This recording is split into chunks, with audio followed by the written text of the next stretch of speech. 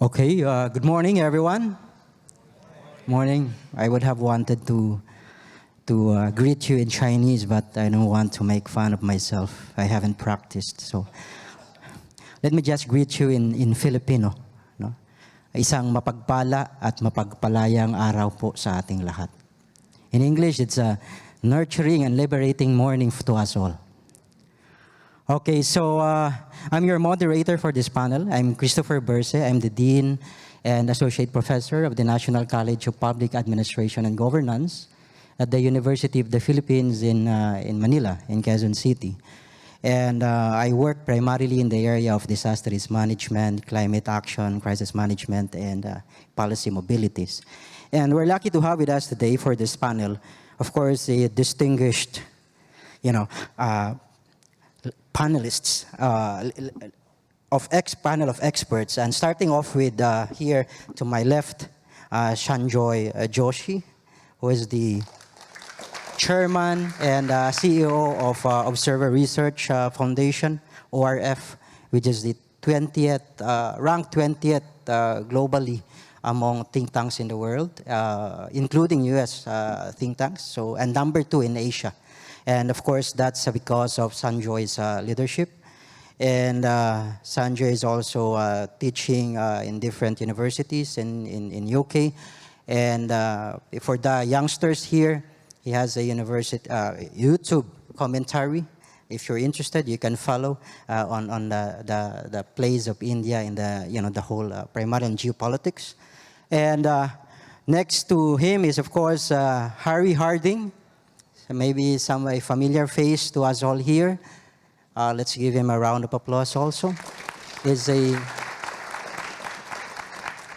Yushan scholar at National Chengchi University and also a professor emeritus at the University of Virginia.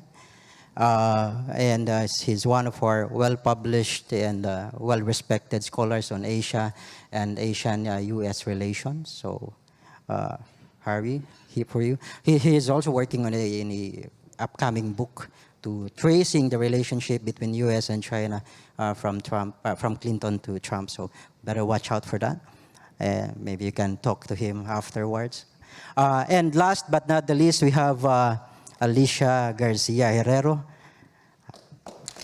Oh, yeah.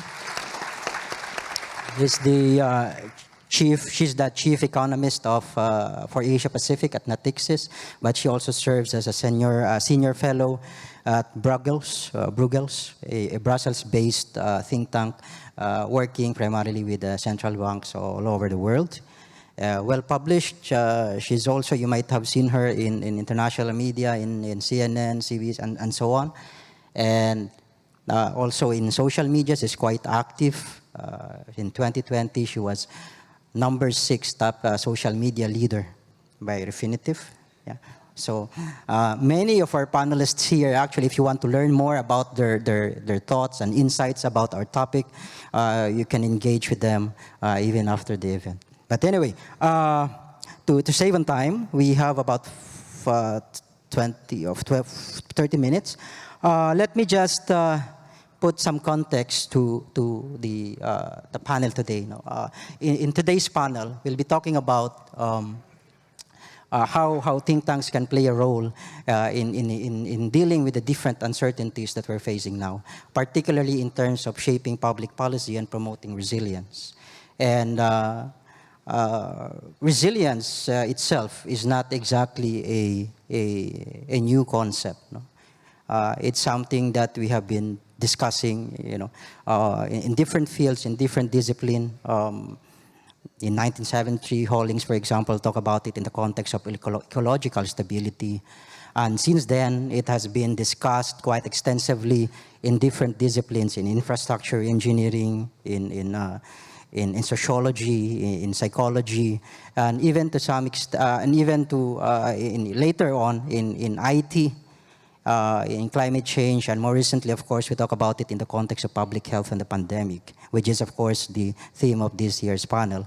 And we have, as a concept, back in 2020 or so, one of the UN agencies in the Philippines also asked me about, to develop a framework for assessing resilience in the Philippines. And one of the things we realized when we did that was that you could not really capture resilience in just one box or one discipline. It's largely multidisciplinary. So we cannot talk about resilience just from the perspective of economic resilience alone. We have to look at resilience in the context of social resilience. And then we have to talk about resilience in the environment, resilience in the infrastructure, the social resilience, and so on. And from a management perspective, it involves, of course, managing assets, different kinds of assets, from the natural assets to environmental assets, human assets, financial assets, and so on. And the other thing we've realized is the fact that, when you say resilience, primarily it means mobilizing the whole of society. We cannot just talk about resilience and then place it on the burden of the government. We have to look at resilience across all sectors of society, from the government all the way down to the communities.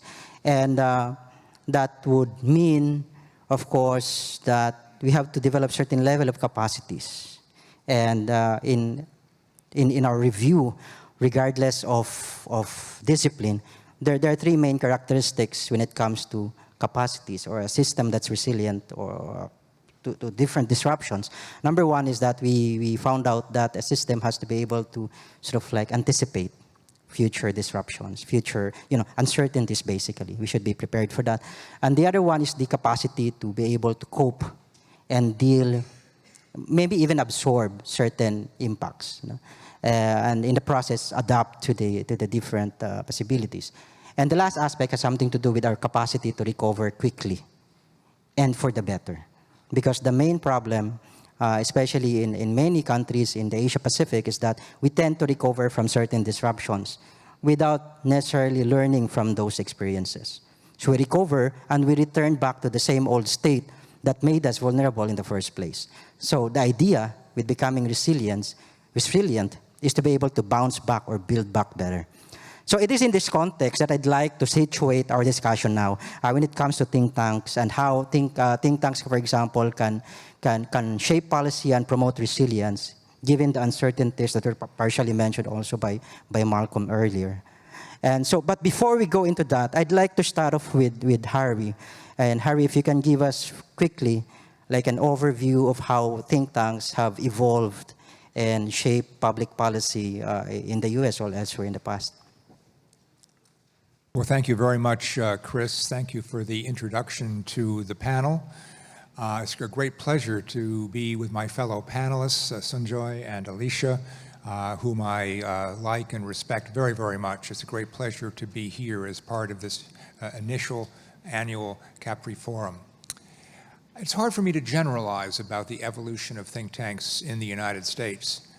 I've been involved with a lot of them over the years. The first one was the RAND Corporation, which was a national security think tank funded by the US government when I was a graduate student in 1968, through many others up to most recently the Miller Center for Public Affairs, which is basically a think tank that focuses on the issues that face the presidency of the United States and how different presidents have dealt with them. So it's hard to generalize, but let me try by identifying what I think have been some of the most important changes that I've witnessed, either personally or by following the think tanks that I've been involved with or that I've observed. I think the most important one is that think tanks have evolved their agendas. There have been a variety of new issues that have been added to the agendas, the research and outreach agendas of American think tanks over the years. A lot of those have to do with the changing issues that have confronted the national government of the United States. For obvious reasons, that's a very important agenda for think tanks. So this has gone from basically an early issue of how government could manage the economy increasing concerns about civil rights and social freedoms, new security issues as the Cold War evolved, the war in Vietnam continued, and up to the new issues of environmental protection and environmental sustainability, climate change, in other words. So the agenda has changed a lot. One particular detail that I'm always fascinated on reflecting about, when I was first working with think tanks and attended their meetings such as this, economics, domestic economics, was very important. International economics and foreign economics policy was always waited until the last session after lunch, the final day, when everybody was already heading for the airport. It just wasn't considered to be that important. And the rise of global economic issues, globalization and its consequences, is perhaps the most dramatic change, the addition to the agenda that I remember. The second one is that think tanks in the United States have become more political, more partisan, and more ideological over the years. My first serious think tank experience was working in a long-term appointment at the Brookings Institution. It had the reputation of being a democratic think tank. That's Democratic, capital D, Democratic Party. It had the reputation of being liberal. I, at that point in my young life, was a Republican. I didn't consider myself to be that liberal. And so I had great doubts about joining this think tank that I might not agree with. So I was on the alert in the interviews. If anybody asked me, what is your political party affiliation? That would have been a no-go for me. Had anybody asked me, I would have seriously rejected the position. I was even on the alert for people asking me questions, okay, Harry, you're a China specialist. What should our China policy be? In other words, are we going to agree with what you write? That was another red line. They never asked. The question they asked is, if you come here, what would you like to do research about? Nobody asked me what I would conclude. It was completely nonpartisan, independent, apolitical. That was a surprise to me, but a very, very welcome one. That has changed over the years. More and more think tanks in Washington have become more political and, in some sense, more ideological. They obviously take different positions on important issues. And you can say this is a good thing or a bad thing, but it is a major, major change that has occurred. Third and finally, is the change in the media through which think tanks in the United States express their recommendations and their analyses. I think when I began, we wrote books. That was the main thing that Brookings did. And we had the rather naive assumption that those books would go straight to the president, straight to cabinet secretaries, and would be placed either on their desk or maybe at worst on the side bed table, so they would be reading it at night before they went to sleep. Unfortunately, we eventually discovered that busy policymakers do not have time to read long books, especially long and detailed ones of the sort that Brookings put out. We found, and this was in the years before Amazon, that we were selling books, obviously not through online bookstores like Amazon, but through real brick and mortar bookstores. But the main sets of bookstores to which our books were sold to our readers were university bookstores, which meant that, much to our dismay, it sounds better now to me than it did at the time, we were basically writing very classy high school textbooks. That's not what we had in mind. So, like many others, we changed our media and we began to think about shorter opinion pieces. We began to have meetings for the general public, not just press conferences, with all respect to our press journalistic friends here, not just press conferences where we would report on our research. And of course, later to podcasts, to various online ways of reaching audiences. So I'd like to put it this way. We went from being typing fingers or writing hands to talking heads. And now I think Sunjoy has taught me to say, you should say hashtag publicist, you could say. That's been another major change. So I think that there will be changes that will continue as the agenda changes in particular, and as changes in the media change as well. So the continuing, ongoing story of American think tanks is not yet concluded. Thank you. Thank you for that, Harry. On that note, let me ask Alicia, because I don't want the economic expert to be the last.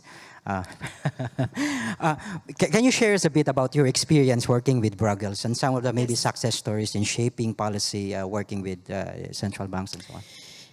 Thank you, Chris. This is a challenge because I'm going to talk actually going further as to what Harry just said on the value chain of think tanks. This is, I guess, something that the audience will relate given your role in the semiconductor value chain. But this is about think tanks, and this is what I think Taiwan really needs. And this will be the last point of our panel. But before, I need to convince you that you really need this. And I'm going to do that. I just had to go through the long list of think tanks I've been involved in and what are the differences between them. And I happen to be involved in 3 think tanks which are university-based because we kind of thought all of the think tanks are just think tanks. It so happens that universities also have research institutes, policy-related research institutes. So the East Asia Institute at NUS, Hong Kong, University of Science and Technology has quite a few think tanks, research, policy research think tanks, Cornell. All of these are great venues to transform research into policy ideas. But the reality is that they tend to transform their own research. So it remains slightly silo because, and I'm not saying it's not useful, but it's the first step of the value chain of think tanks. A first step that then actual think tanks without university affiliations develop further. And that's, the example of several others. I'm involved in a China-centric, actually, quite interesting, China-centric think tank in Berlin. And of course, more of a security one in Spain, and Bruegel, which is your question. And I want to dwell on Bruegel because I think it can be quite inspiring for CAPRI. And why is it the case? It's because Bruegel had the same challenges that, in a way, CAPRI is facing because it started as a dream of European nations being less nations and more European. And in a way, the idea here is, and it was all about civil society, kind of downplay a little bit the sovereign states and talk to people. What do you need? And take research from universities and research-related think tanks or policy research centers and convert it into something that people can understand all over Europe, and by the way, all over the world, because by now Bruegel has around 100,000 subscribers, and half of them are outside of Europe. So the whole idea was to get all of these 28 countries to share views and then bring those European views already to the world and the world to Europe. Was it easy? No.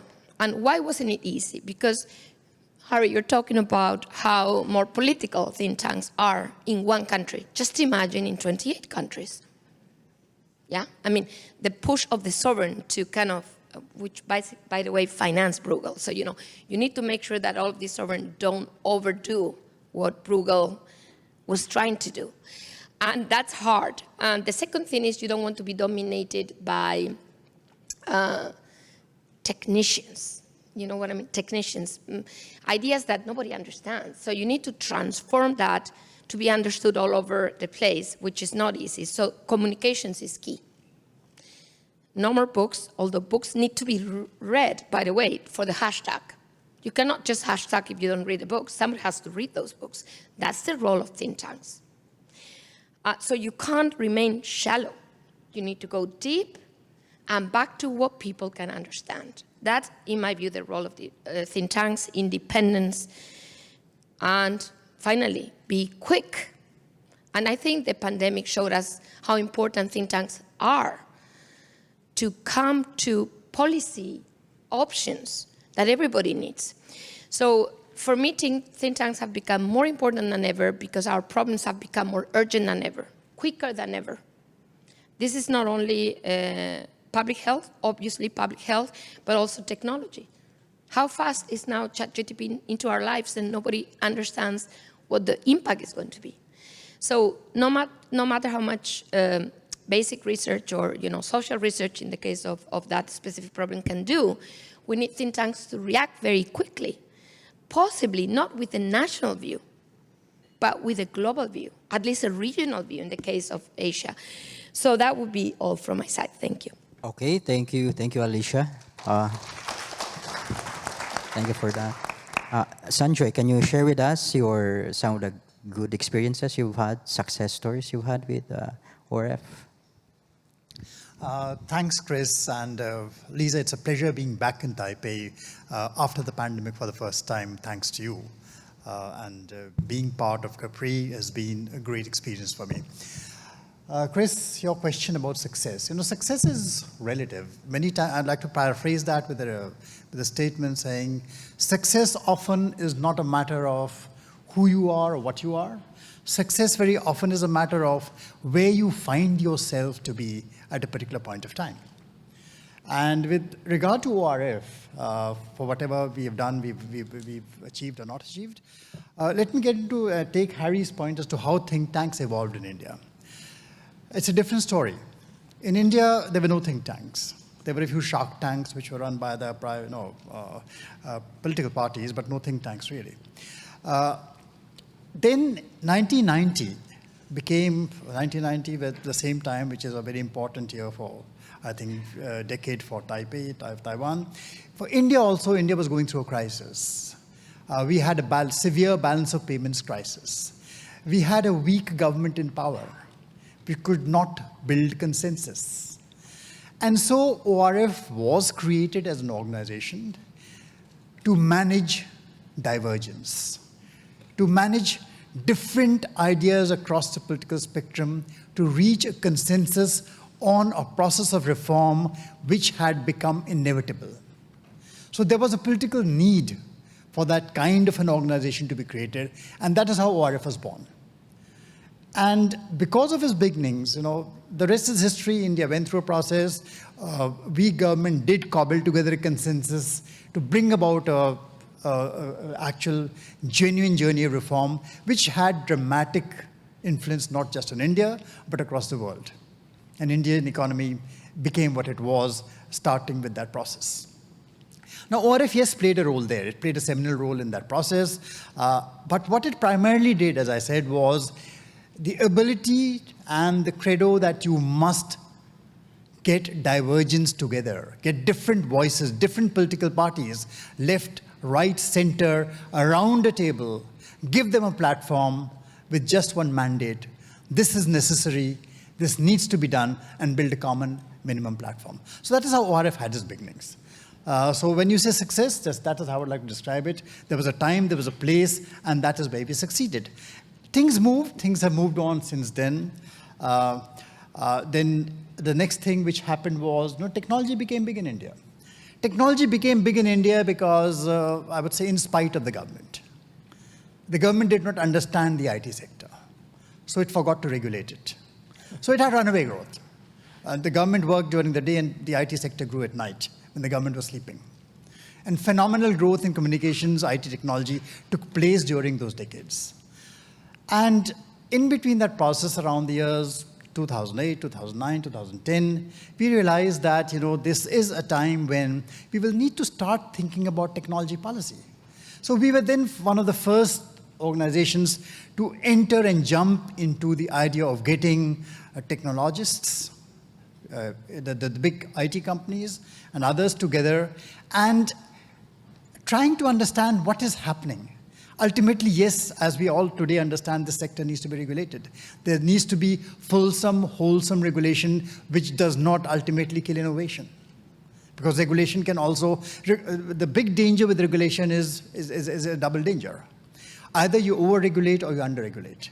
Or you over-regulate by people, certain companies, certain entities capturing regulation. So captive regulation becomes more dangerous. So you end up building monopolies.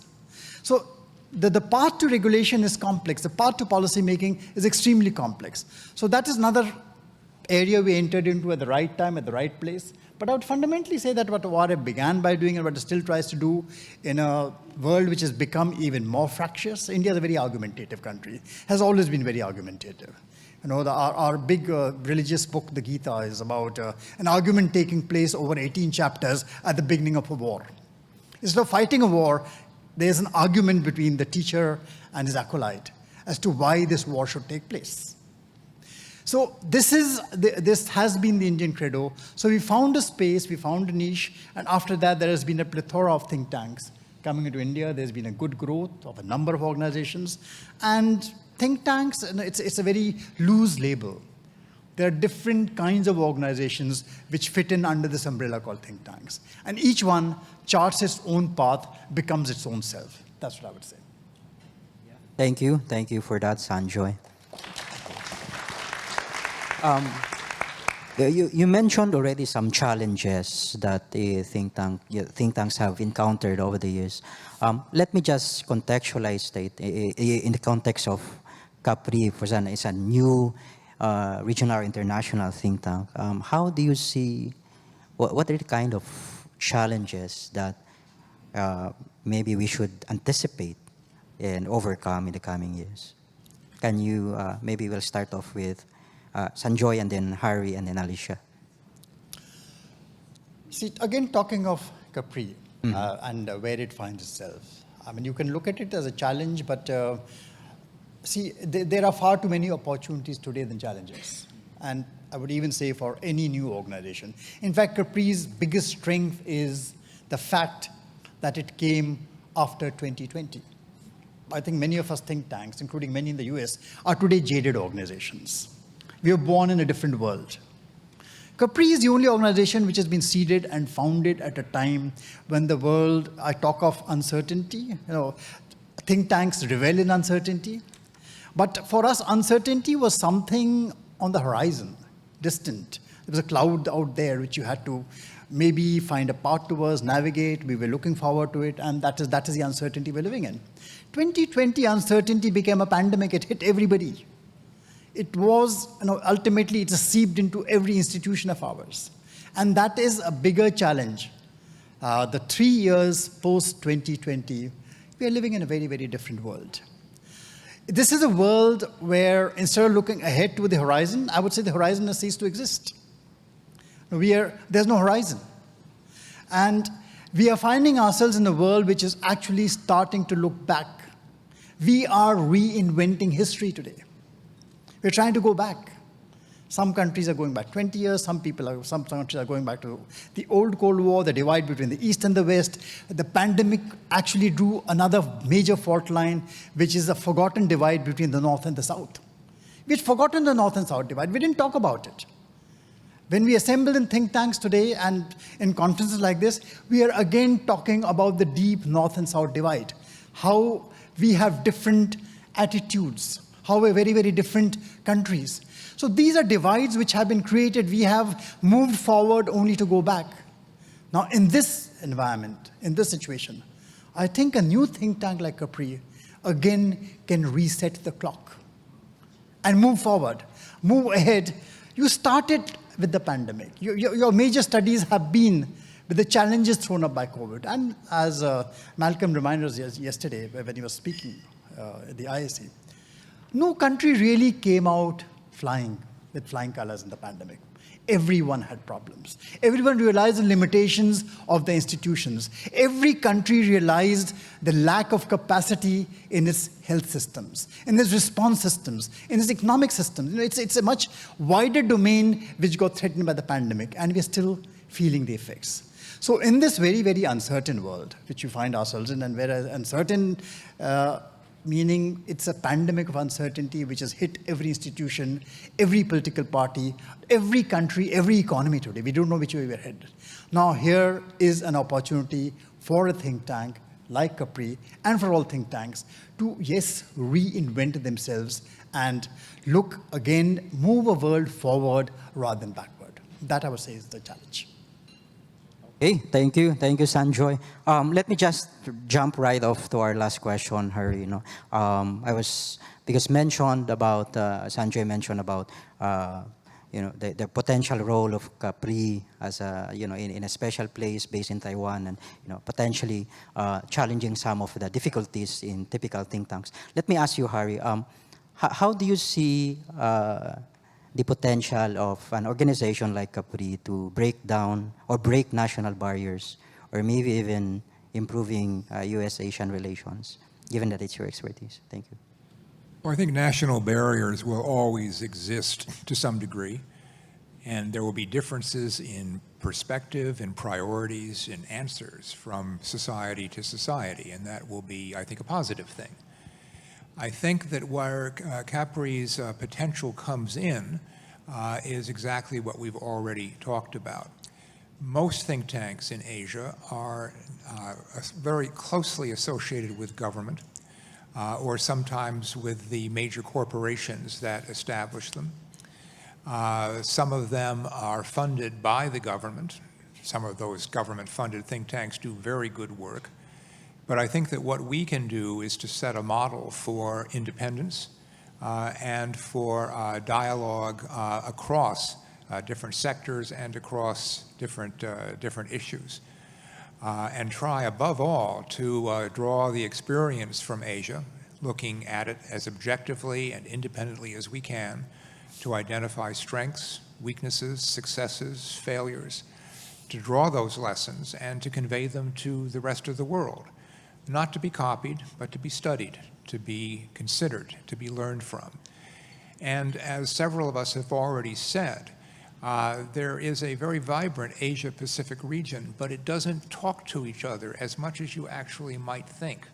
There are very few think tanks that think and act regionally, and CAPRI would like to provide that regional voice, regional research, and regional solutions or suggestions for the rest of the world. I think that will be what CAPRI can actually accomplish. We're going to try very hard to do that. It won't be easy, but we're going to try hard to do that. Okay, thank you. Thank you for that, Harry. I'd like to end this with the last question for Alicia. Well, we've discussed about it already last night, but basically, what would set CAPRI apart from the others? What do you think would be the, I would say, deal breakers for CAPRI to really make and advance this whole concept of building resilience, promoting innovation in the region? Thanks. So actually, I think everything has been said, but I'll try to wrap it up because I think it's a mixture of what Sunjoy said and Harry said. From Sunjoy's side, it's really about the fact that we are new, and we can choose the topics that are most relevant today. So I'm not arguing that security isn't relevant, but it's a national topic. Here we're talking about global, certainly regional, but even global topics that affect everybody. And that's clearly the case of resilience, as you well explained in your introduction. There are no borders for resilience. We learned that from COVID. And whoever can become more resilient can teach somebody else to become more resilient, because that is by no means a problem for the first, isn't it? It's a solution, because we learned from COVID that it's just about, the weakest point of the chain, as we've said. And that's why this is totally encompassing and a great area of research to share, because that's what CAPRI is about. And although for innovation, we could think that is also, technology transfer that we shouldn't share, we've learned that that doesn't go anywhere either, yeah?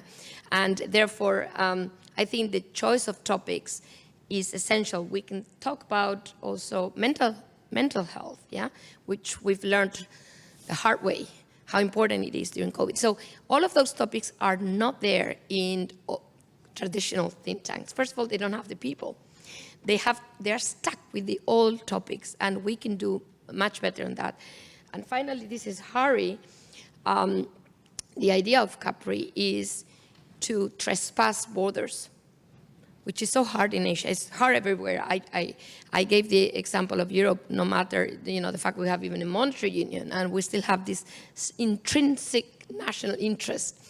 So I think by choosing the topics that are not linked to national interest, we are already, by definition, trespassing those borders and being able to have an Asian view for the world, and the world involved in the Asian view, so that we're not like far apart, creating silos. So that's what I think CAPRI can do. Okay, thank you for that, Alicia. Yeah, I think that would end our panel, but let me just quickly summarize. What we're getting is that an organization, a think tank like CAPRI, really does, has a potential to play a critical role in overcoming, traditional barriers that we see, in geopolitics. But of course, the road ahead is not going to be laid with a better process. It's not going to be easy. It's going to be challenging. But as I would always say, if it's not difficult, then it's not worth doing. So again, thank you very much. Thank you to our panel, Sunjoy, Harry, and Alicia. Let's please give them a round of applause. Maraming salamat. Sheshe.